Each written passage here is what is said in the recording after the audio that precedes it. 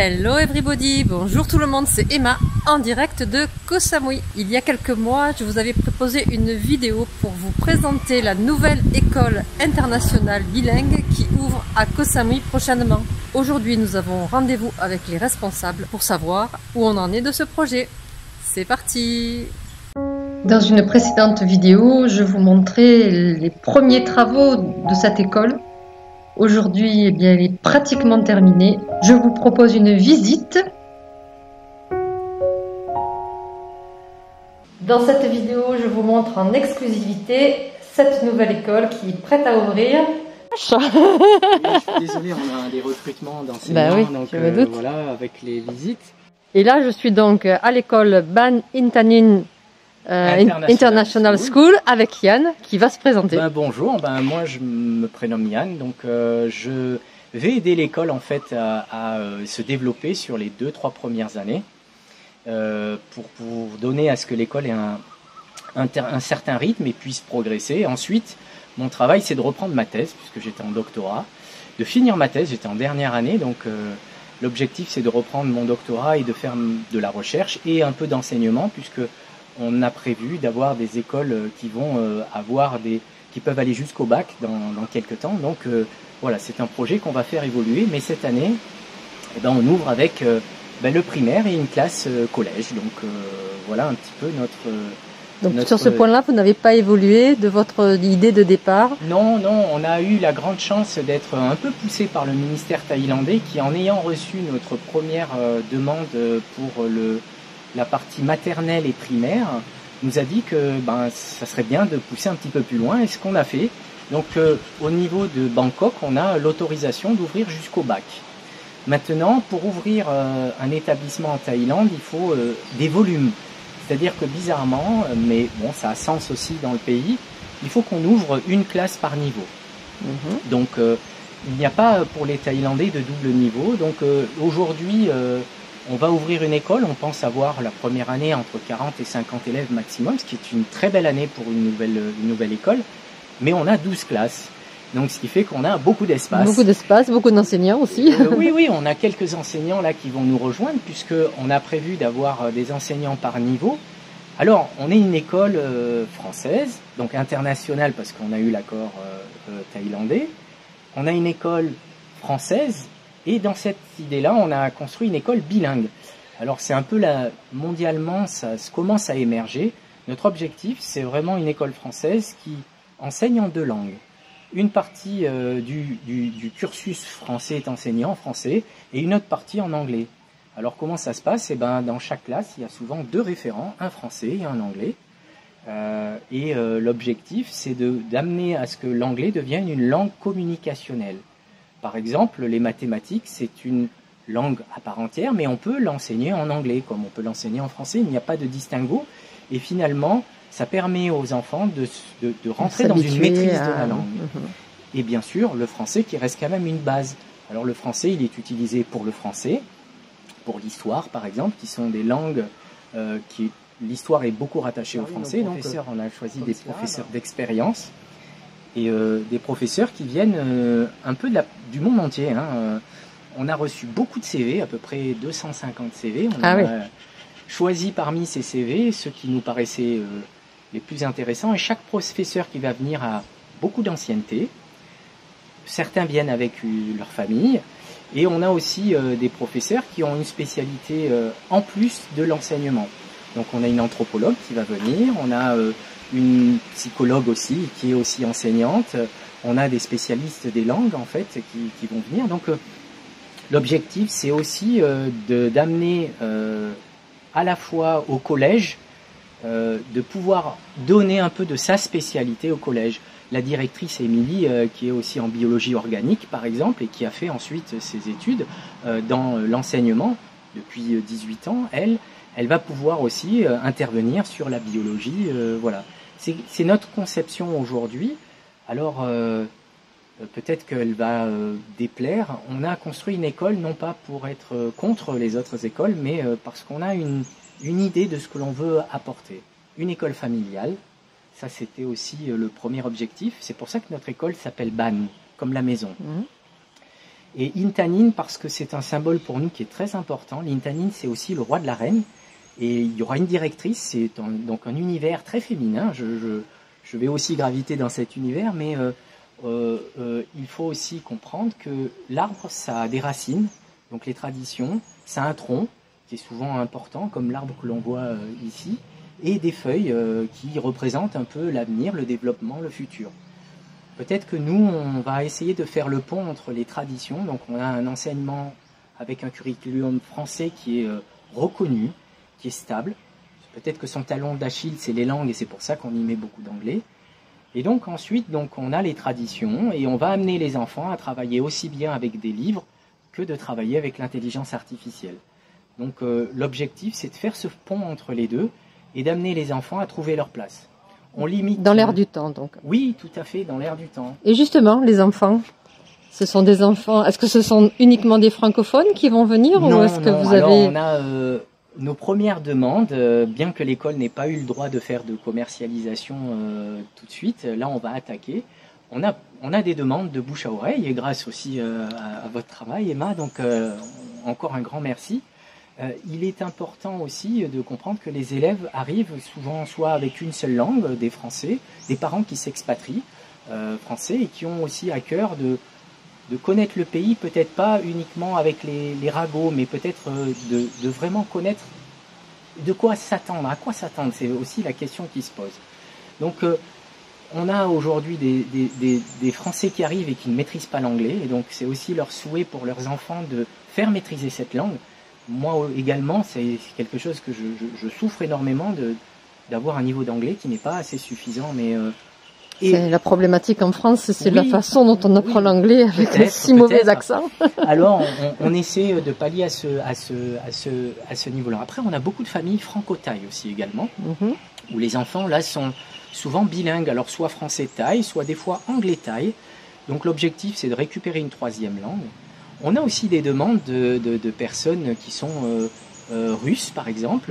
On a des familles russes-ukrainiennes, donc où le papa est russe et la maman est ukrainienne, où l'enfant ne parle pas du tout, par exemple, ni anglais ni français. Donc c'est aussi encore une étape, un challenge.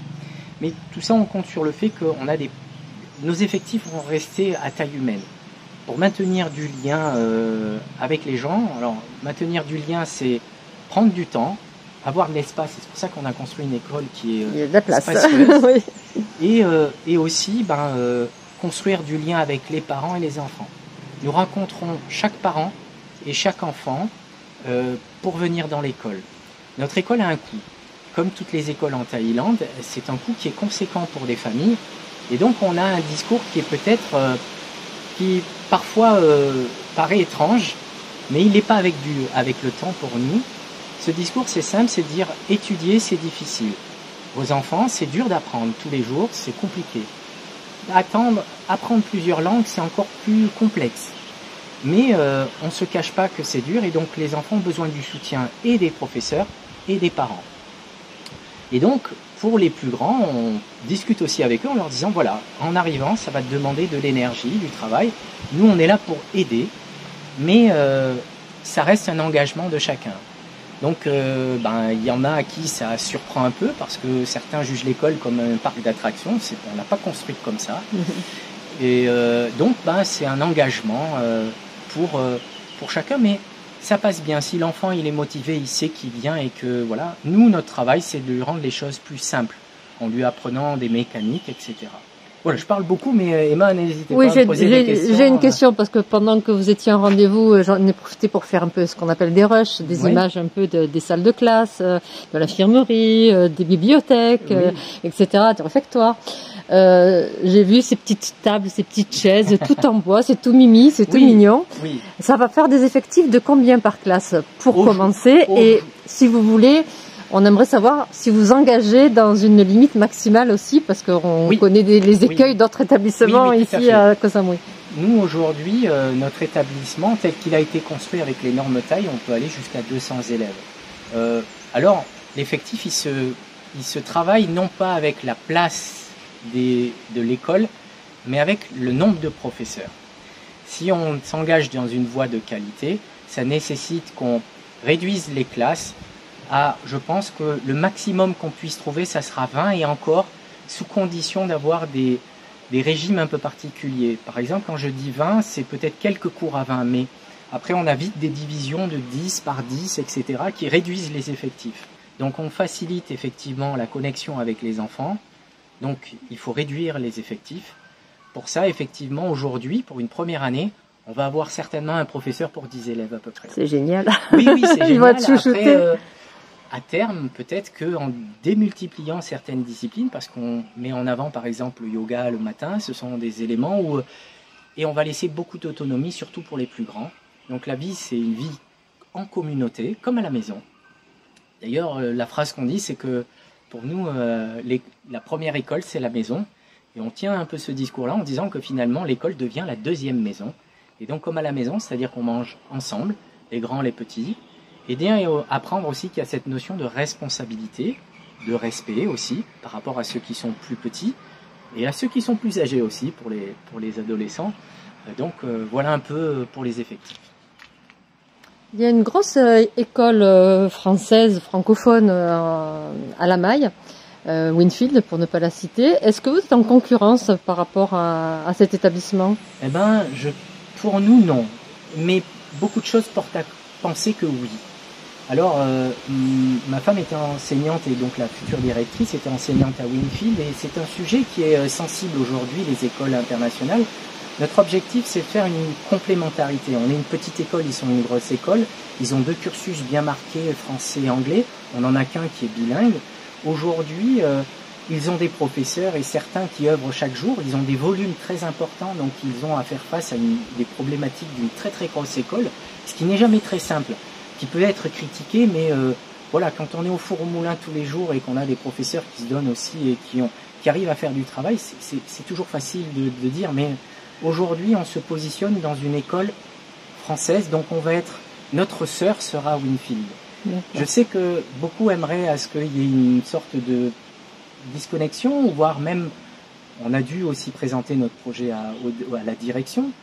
Ça peut être perçu, mais je pense qu'avec le temps, et c'est pour ça qu'on a recruté aussi des professeurs qui n'étaient pas ceux de Winfield, on a cherché à faire venir d'autres professeurs.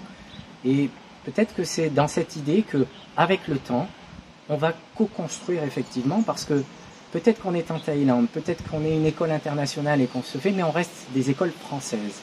Et ça, on a à cœur aussi de véhiculer, je pense qu'il y a de la place pour tout le monde aujourd'hui. Et c'est pour ça que l'ambassade nous a donné aussi son accord. C'est parce qu'elle pense qu'il y a la place pour 2 écoles. Donc, à nous, on ne va pas grossir comme Winfield, c'est pas notre ligne directive. Donc, il faut qu'on trouve notre place et qu'aussi, en tant que jeune école, comme jeune sœur, on montre aussi un peu l'exemple. Voilà. Pour certains parents, est-ce que ça ne peut pas être un problème de pouvoir scolariser son enfant jusqu'à la 6e et après? Qu'est-ce qui va se passer après? Eh ben, c'est une vraie question. Après, ça se construit pas. Alors, il faut savoir que l'AEFE, qui est l'organisme qui gère les écoles françaises, donne des homologations par cycle. Donc, c'est assez complexe. Je vais peut-être pas rentrer maintenant dedans. Pas dans le détail. Mais aujourd'hui, avoir un agrément pour avoir un collège, ça nécessite d'avoir une base primaire qui est très très solide. Je pense que le Winfield travaille dans cette direction. Winfield a eu à faire face à un nombre de personnes très important et donc c'est très complexe de gérer des gros établissements. Aujourd'hui, ils travaillent à pied d'œuvre pour augmenter peut-être leur disposition pour le futur, mais cette disposition, on a aussi à cœur de la travailler. Donc aujourd'hui, accompagner parce que les gens restent de plus en plus longtemps et c'est vraiment chouette. Il faut dire que la vie ici, elle a un certain attrait. Oui, et donc, on a des raisons de rester. Et aujourd'hui, pas des faire moindres. Bouger les enfants pour aller faire des études un peu plus poussées, peut-être à Bangkok, ça sera peut-être plus réservé pour la faculté, etc. Donc aujourd'hui, l'idée, c'est de développer la partie collège et lycée, mais pour notre part, ça sera une petite partie de collège et une partie de lycée. On réserve le soin aussi, peut-être dans une autre interview, de donner, on a des idées pour avoir des nouvelles versions. Donc on essaie de construire un peu l'école de demain, un peu nouvelle génération. Donc voilà. D'accord, on aura l'occasion vraisemblablement d'en reparler. Au niveau des transports scolaires, est-ce qu'il y a quelque chose qui est prévu? Alors non, pas dans les premiers mois. Le le transport scolaire, c'est un sujet qui est difficile parce qu'on doit garantir une sécurité, etc. Les transports sont complexes sur l'île. Et la deuxième raison aussi, c'est si on en met un, ça sera uniquement sur la partie qui est de notre côté, en fait, qui va être Ménam, Beaupout, etc. Sur le nord de l'île, oui, donc. sur le bord, pas forcément sur la maille, parce qu'on considère que les déplacements pour les enfants doivent être limités pour un certain confort. Ça serait trop fatigant pour les enfants. Exactement, et puis ça justifie aussi la place et la présence de 2 écoles. Bien sûr, merci. Il va y avoir différentes activités possibles pour les enfants? Oui, oui, alors en fait l'objectif c'est vraiment de les amener à faire beaucoup de découvertes. Donc un socle solide. Et après, il y a activité et puis ce qu'ils vont pouvoir retrouver. Donc activité, on a pour nous par exemple entre midi et 2, les enfants, surtout les plus grands, peuvent accéder, ils seront assez autonomes. Donc on a une salle d'art qui va aussi être art-musique. Donc ils peuvent accéder de manière autonome, peut-être chanter, jouer de la musique. D'autres, on a une salle de sciences qui sera aussi une salle de manuel, où on a des petites surprises aussi également. Par exemple, on a aussi la bibliothèque, on a des hamacs à l'extérieur, donc on va demander des temps de lecture importants. Voilà, il y a plein de... Voilà, des grands hamacs aussi qui vont servir pour 2-3, on a des slacks. Oui, on a prévu pas mal de petites choses qui vont un peu marquer et qui seront un petit peu différentes. Voilà. Super, merci. Le monde de demain, l'information va beaucoup plus vite et la communication réduit. C'est un sentiment que j'ai aujourd'hui, et pourtant c'est un peu le sujet des études que je fais. Donc il faut qu'ils puissent apprendre à gérer l'information. On va juste donner des billes pour qu'ils puissent construire demain. Eux, c'est les feuilles de l'arbre. Nous, on va petit à petit, on considère qu'on est le tronc et demain on sera les racines. Donc c'est un peu dans cette idée-là. Mais les initiés à la lecture, c'est déjà... Oui, oui. Alors vraiment là, ils super, ont ça. automatiquement des listes de lecture. Et plus on lit, plus on a goût à lire. Mais ça veut dire que lire, c'est aussi une information qui n'est pas vive, elle est posée. Donc avec des gens qui sont nos pairs, hein, des lectures qui forgent aussi notre imagination, etc. Donc l'ancrage dans la lecture, il est super important. Mais après, regarder des vidéos, voir ce qui se passe, tout ça, il faut... Connaître le monde, bien sûr. Oui, et ça, c'est nécessaire de faire cette gymnastique entre les deux. Ils vont apprendre à prendre des notes. Ils vont travailler avec des cahiers. Oui, les deux. D'accord. Les cahiers numériques. Un petit espace pour jouer au multisport, on va dire. Un panier de basket, un peu d'équipement pour prendre l'air, pour avoir des activités en extérieur. Et les enfants vont avoir aussi un espace, donc les maternelles, un peu plus sophistiqué, avec des cabanes, etc., qu'on va construire nous-mêmes. D'accord, oui, parce que je me suis dit que Non, ce là, revêtement a été fait vraisemblablement pas définitif. Voilà, un petit mois. Alors l'ouverture officielle de cette école? C'est le 25 août. 25 août. Oui, 25 août. Donc ça va vite arriver, voilà, donc on va un peu communiquer un petit peu plus, puisque maintenant on a nos autorisations, donc ce qui nous permet de communiquer un peu plus. Très bien, donc dès aujourd'hui vous avez entre 30 et 40 élèves qui sont inscrits oui, sur le voie de lettres. Aujourd'hui on est dans la trentaine, et puis voilà, je pense qu'avec le temps avançant, on a des gens qui vont nous rejoindre au cours d'année aussi, puisqu'il y a des expatriations qui se font au cours d'année, avec des gens qui habiteront dans le secteur, donc voilà. Très bien. Merci beaucoup Yann pour cette interview et puis on a hâte de voir cette rentrée scolaire, nos petits bambins avec leur cartable. On fera une petite interview avec les enfants. Et bien voilà, avec grand plaisir. Merci beaucoup Yann. Merci, au revoir.